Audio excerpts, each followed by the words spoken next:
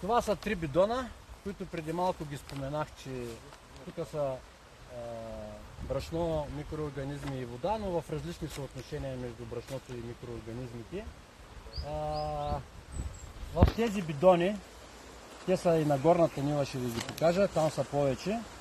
Каква цел съм си поставил през тази зима? Тъй като от миналата година имам ефект, но той само една година не ми е достатъчно да се потвърди. Трябва от тук нататък всяка година да се потвърждава.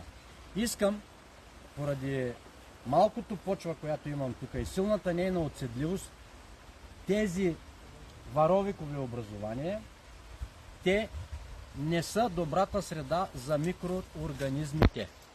И сега аз искам да засиля концентрацията, колкото се може, да засиля концентрацията на микроорганизми, защото това е гаранцията, когато има и каменно брашно, а то има достатъчно, това е гаранцията, че аз ще увелича плодовата захар на всички тия растения през зимата.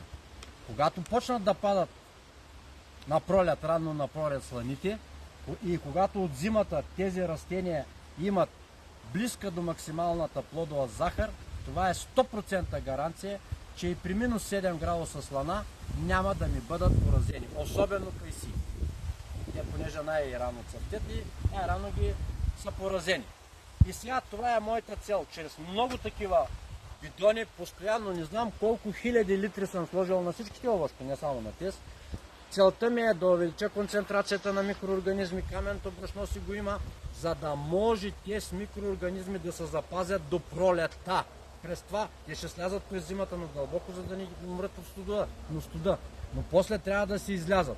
И понеже една част ще измрат, искам да е много сега концентрацията, все нещо да остане. Да ми се гарантира неизмръзване на цветовете на тези овощи. Това е единствената цел. За да не бъда голословен, ето отварям бидоните. Покрил съм ги, за да не ми измират микроорганизми.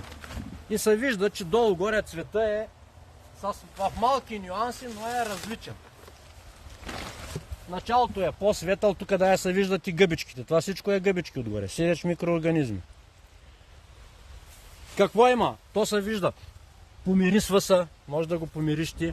И сега ще бръкна вътре, за да видите, че няма нищо друго на дъното, все още останало нещо. Ето какво представлява вече разложените минерали. То е каша. Все едно боя за боядисване. Пастелни бои. Това е вече разложено. Минерали до аминокиселини и къси пептидни вериги.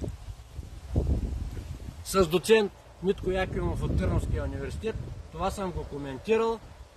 До какво се разлага каменното брашно от микроорганизмите. Категоричен е. Светло разлага се до аминокиселини и къси пептидни вериги. И двете са лесно усвоими за растенията. А факта, че отгоре има едно, сякаш има нефтено петно, виждате ли ги тия? Бутам го и се разцепва. Това са си точно микроорганизмите.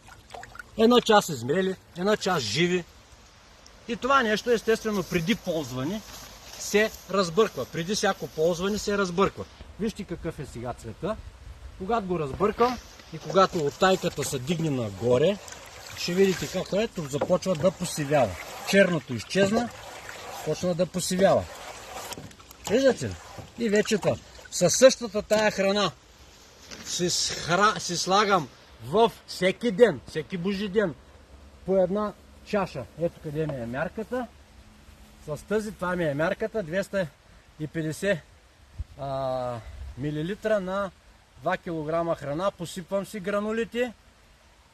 Вътре с това има каменно брашно. Това е перфектната храна за рибите и за моето дошло от гората куче, което се храня вече няколко месеца и което започна изненадващо ударно да расте.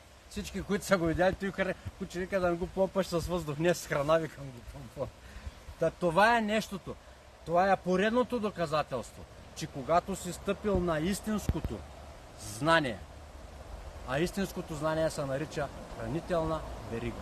Ако се направя на много умен и започна да си измислям някакви неща, които са дошли в моята глава, в моя ум, Вероятността да сбъркаме е много близка до 100%.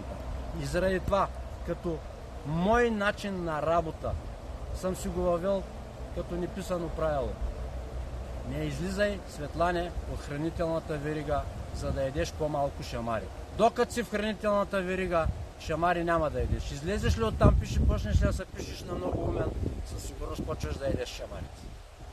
А хранителната верига, всички я знаят, но все пак ще я повторя. Минерали, микроорганизми, микориза, това е гъбищните образования, чрез които смелените от микроорганизмите минерали преминават към корените на растението, животните и ние човеците. Не случайно в основата на тази хранителна верига са поставени най-богатите на енергия вещества, наречени минерали. В минералите има най-много акумулирана енергия. Тая енергия обаче, за да стане усвояема, да я активираме, може да стане само чрез микроорганизмите. Няма кой друг да я активира, защото това е в хранителната верига. Природата друго не е дала. Тя е дала един закон, нюансите трябва ние да ги доказваме в нашата практика или да ядем шамарите и да ни казват варите в грешната посока.